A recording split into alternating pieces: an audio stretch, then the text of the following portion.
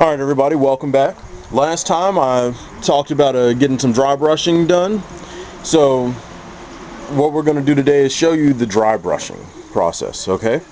Now we did the base coating already for this custom Ulik we're working on.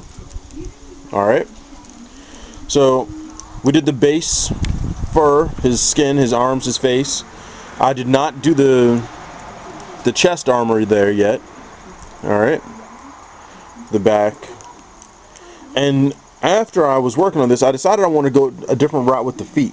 Since these feet from Abomination actually already have the two toes and don't require the sculpting work that the toes I had done did. Because to be blunt, my toes were pretty awful. So the texture on them might not be optimal, but you know what? That doesn't bother me in terms of getting him done. So what we're going to do here is, as you can see, when I did the base coat, I actually did use some dry brushing. So what it did is, you see those black lines in there? Because he was primered black, okay? And then I applied the base coat. And using the dry brush method, it left the black lining and the black areas on the figure untouched by the paint. So it adds that extra element of depth of shadow underneath that, okay? So I'm using the paint color. I believe it is called Vallejo's Game Color Tierra Earth, which Tierra is probably the Spanish version of it, but it's the earth color, and that's the color that we've done for his body so far. So I've already prepped my really ugly palette here. So there's the wet paint right there under my thumb. And we're going to try to demonstrate on my hand, again, how the dry brushing process works. Sorry about that, that's a big vehicle going by. So I'm going to show you on my hand how to tell how much paint you actually want for your dry brush. Okay? So, what I've got here, I'm going to make a tiny bit more space. There we go. So we dip the brush in the paint, right? We get some paint on there. It's a lot of paint on the brush already. And I'm going to make a few passes across my palm to show how much paint you should see when you're ready to dry brush. So with the first stroke, that's just painting right there. That's just solid, full paint. So another one, you can see that the paint's starting to thin out a little bit more.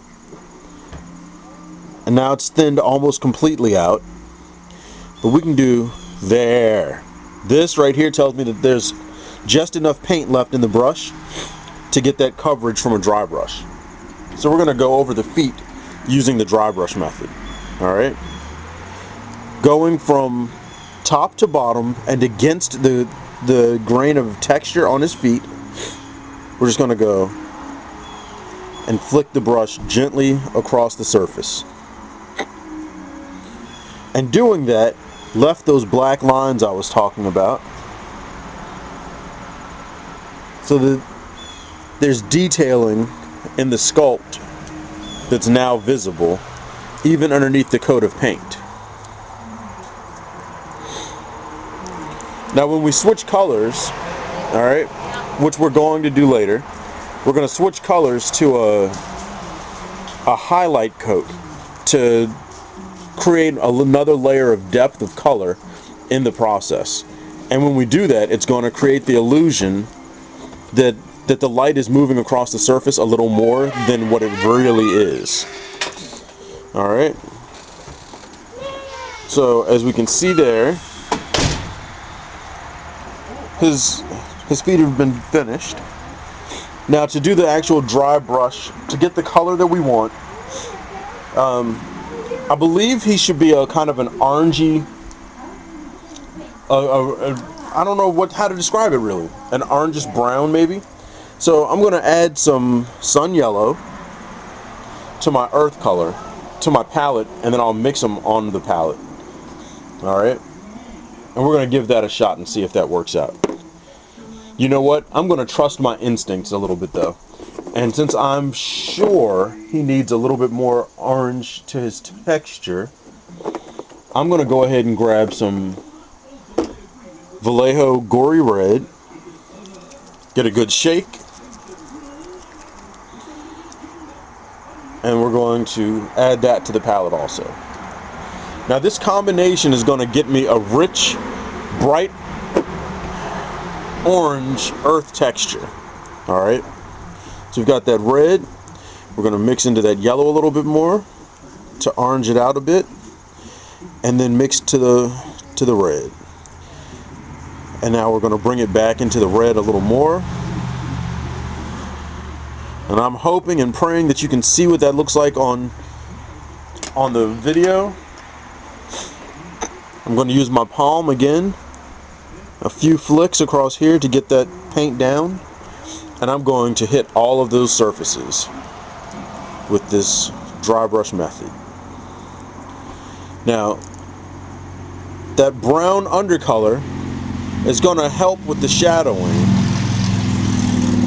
It's going to help it make it look like he's got these realistic colors moving across his body.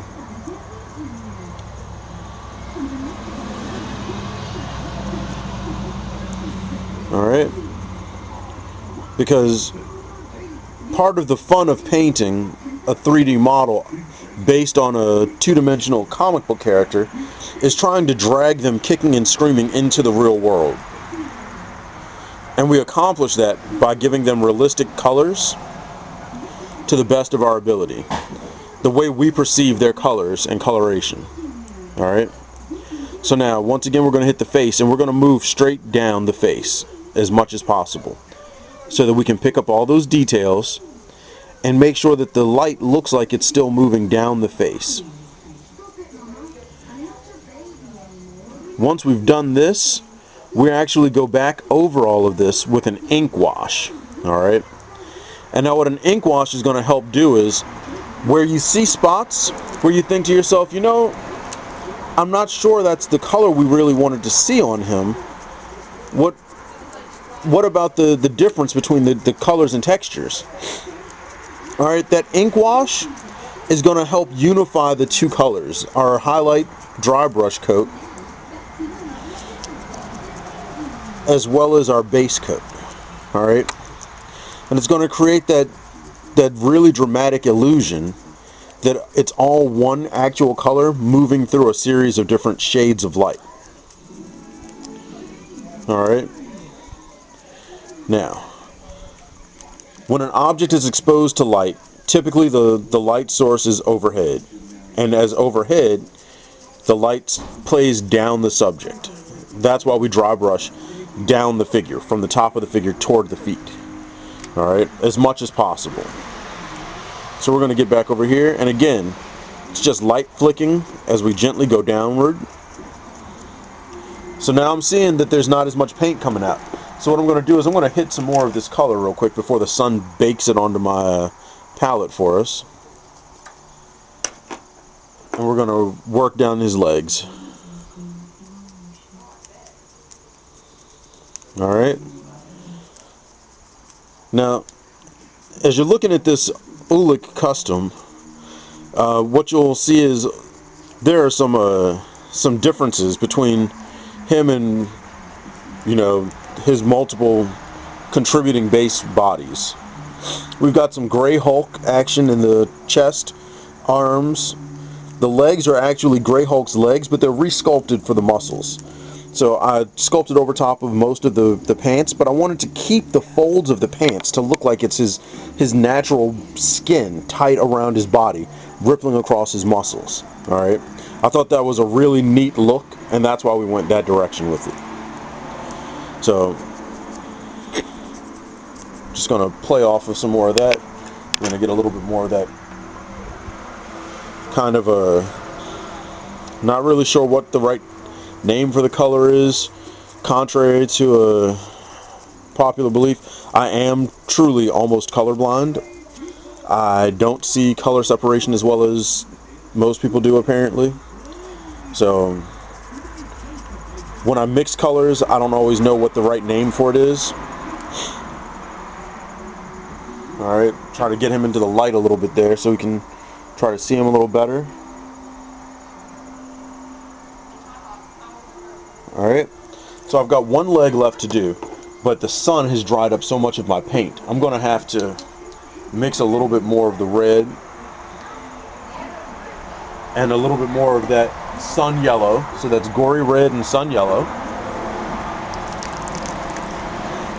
With Vallejo paints, always shake them up. With pretty much any acrylic paint, you should try to shake it up. The simple chemistry lesson behind paints is that acrylic paints are basically like having glue and pigment mixed together. Glue, pigment, and plastic.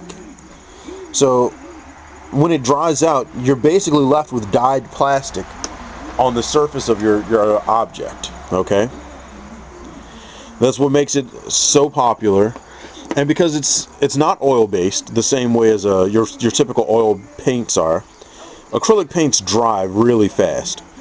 For the most part, his body, everything that you've seen me dry brush already, is dry. I mean, I can handle all those legs, the arms, the face. It dries that fast. But if these were oil paints we were dealing with, we could expect him to take upwards of a month to dry completely. And it's just not, it's not beneficial. It's not what we really want to see happen. Not with something that we want to finish and see it get done, you know. Now, this dry brushing I'm doing right now is going on thicker than what I really wanted to. Alright. Now, but just as much as it's going on a little thicker, I'm actually still getting good coverage, and that's what we want when we're really in the final analysis. Alright. So